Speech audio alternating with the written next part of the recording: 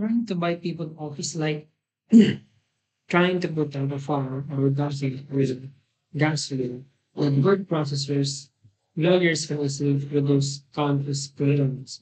Only 25% of the money goes to payments.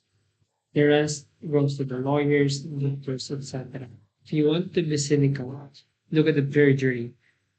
There are only three solvent companies left facing asbestos claims, so plaintiffs can only remember those three names, recalling which products they were exposed to decades ago. It's a case of perjury being stubborn by practicing lawyers. The only people who can fix it are the Supreme Court or Congress, the Supreme Court. Some people would say rightly refuse to get involved, but I say they chickened out, and Congress, given the politics, has yet to step in.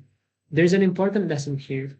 Once wrongdoers get rich, they get enormous political power, and you can't stop it.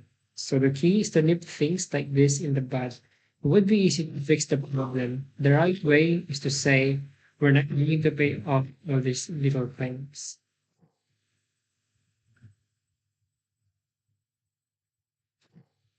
Government's lawsuit against Microsoft.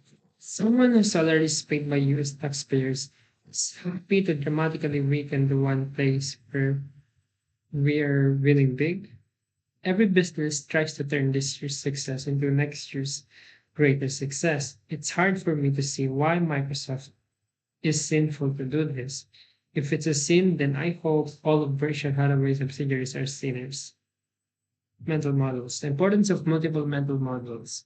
You must know the big ideas and the big disciplines and use them routinely, all of them, not just a few.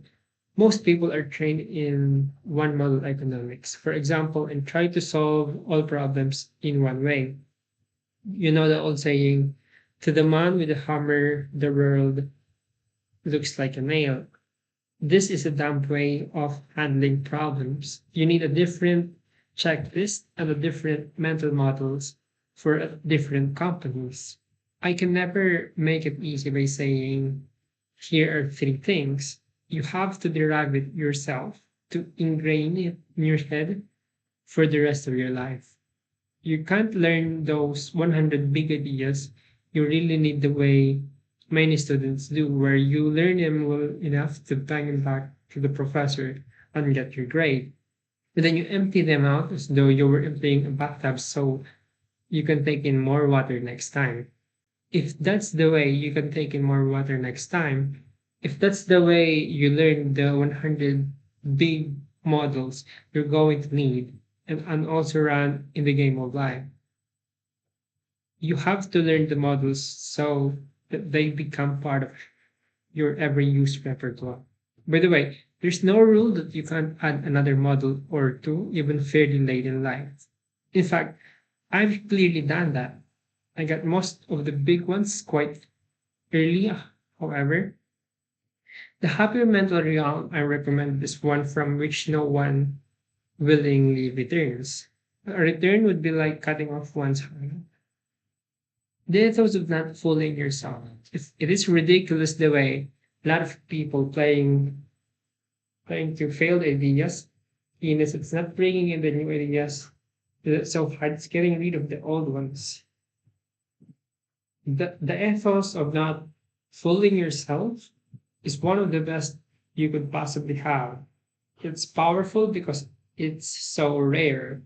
Common and common sense. Organized common or uncommon sense, very basic knowledge is an enormously powerful tool. There are huge dangers with computers. People calculate too much and think too little. Part of having uncommon sense is being able to tune out folly as opposed to recognizing wisdom. If you bat away many things, you don't flatter yourself. We read a lot. I don't know anyone who's wise who doesn't read a lot, but that's not it. You have to have the temperament to grab ideas and do sensible things. Most people don't grab the right ideas or don't know what to do with them. Something a while.